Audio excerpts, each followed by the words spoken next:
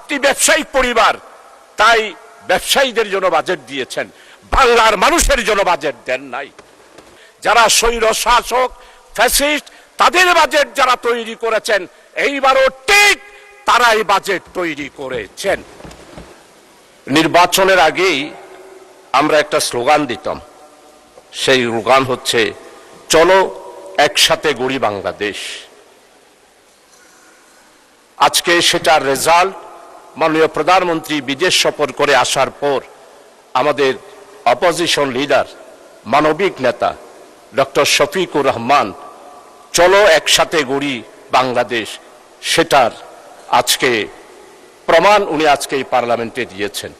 মাননীয় প্রধানমন্ত্রীর এই সফরকে উনি প্রশংসিত করে আজকে বাংলাদেশের মানুষকে অতীতের সমস্ত কিছু ভুলে গিয়ে আগামীতে নতুন বাংলাদেশ গড়ার উনি যে অঙ্গীকার নির্বাচনের আগে করেছিলেন সেটার প্রতিফলন আজকে উনার অপোজিশন লিডার হিসেবে মাননীয় প্রধানমন্ত্রীর সফরের পরে বক্তৃতায় উনি আজকে সেটা প্রকাশ করেছেন। মাননীয় স্পিকার ডক্টর শফিকুর রহমান সাহেব অপোজিশন লিডার, উনি তো দেশবাসীকে বুঝিয়ে দিয়েছেন। উনি সরওয়ার্দীর উদ্যানের মহাসমাবেশে বক্তৃতা দিলেন, বক্তৃতায় অসুস্থ হলেন, আল্লাহ তাআলা ওনাকে ভালো করলেন। অসুস্থ অবস্থায় বসে বসে জাতির উদ্দেশ্যে উনি বক্তব্য রাখলেন। বক্তব্য রেখে ঘোষণা করলেন, আমরা যদি ক্ষমতায় যাই তাহলে আমরা সরকারি কোনো সুযোগ সুবিধা নেব না, ট্যাক্স ফ্রি গাড়ি নেব না, এবং আমরা কোনো ধরনের গৃহায়নের জন্য আমরা কোনো ধরনের বাস স্থানের জন্য কোনো ধরনের জমিও আমরা নেব না। এরপরে উনি অসুস্থ হলেন, ওনাকে প্রস্তাব দেওয়া হলো যে আপনাকে বিদেশে গিয়ে হার্ট অপারেশন করতে হবে। উনি বললেন না, আমি আমার দেশের উপরে আমার আস্থা রয়েছে, আমি এই দেশের মধ্যেই চিকিৎসা করব। আল্লাহর মেহেরবানি উনি চিকিৎসা করলেন, ভালো হলেন, দেশবাসীর কাছে মেসেজ দিলেন আমরা আর আমাদের দেশের চিকিৎসা জগৎকে লজ্জিত করতে চাই না। আমাদের দেশের চিকিৎসা জগৎ সম্পর্কে অপোজিশন লিডার স্বীকৃতি দিলেন। মাননীয় স্পিকার, আমি আজকে শ্রদ্ধাভরে স্মরণ করছি আমাদের 1991 সালে বাজেট পেশ করেছিলেন মরহুম সাইফুর রহমান। 2001 সালেও উনি বাজেট পেশ করেছিলেন সরকারের সময়ে। আমাদের মাননীয় অর্থমন্ত্রী চট্টলার অত্যন্ত ঐতিহ্য পরিবারের, বুনেদি পরিবারের, বাণিজ্যিক পরিবারের সন্তান।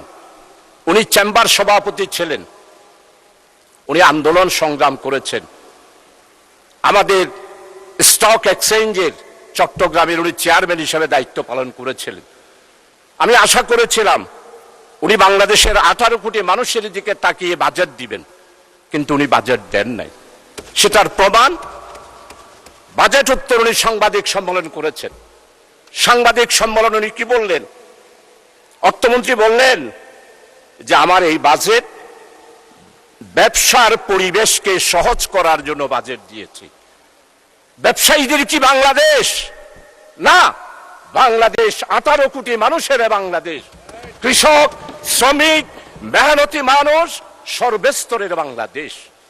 আপনি ব্যবসায়িক পরিবার, তাই ব্যবসায়ীদের জন্য বাজেট দিয়েছেন, বাংলার মানুষের জন্য বাজেট দেন নাই। তাই আজকে আমি সাইফুর রহমান মরহুম ওনাকে স্মরণ করছি। উনি যখন বাজেট দিতেন তখন অপোজিশন লিডারদের কাছে টেলিফোন করতেন। আমি অর্থ মন্ত্রণালয়ে 2001 সালে কাজ করেছি। আমাদের সাথে আমাদের মুশফিকুর রহমান, যিনি অর্থ মন্ত্রণালয়ে এইবারে সভাপতি হয়েছেন, উনিও ওনার সাথে আমরা কাজ করেছি। আমরা দেখেছি বাজেট যখন বক্তব্য পেশ করা হতো এর আগেই উনি অপোজিশন লিডারের সাথে কথা বলতেন, বাজেট তৈরির ব্যাপারে সহযোগিতা চাইতেন। এইবারের বাজেট যারা তৈরি করেছেন এরা কারা? এরা কি 36শে জুলাইয়ের চেতনাকে ধারণ করে বাজেট তৈরি করেছেন? অতীতে যেভাবে বাজেট তৈরি করেছেন 18 বছরে যারা স্বৈর শাসক ফ্যাসিস্ট তাদের বাজেট যারা তৈরি করেছেন, এইবারও ঠিক তারাই বাজেট তৈরি করেছেন। আপনারা যদি আমাকে বলেন কে কে সেই রকম, আমি অবশ্যই ধরিয়ে দিতে পারবো, কিন্তু মহান পার্লামেন্টে আমি তাদের নাম ধরতে চাই না।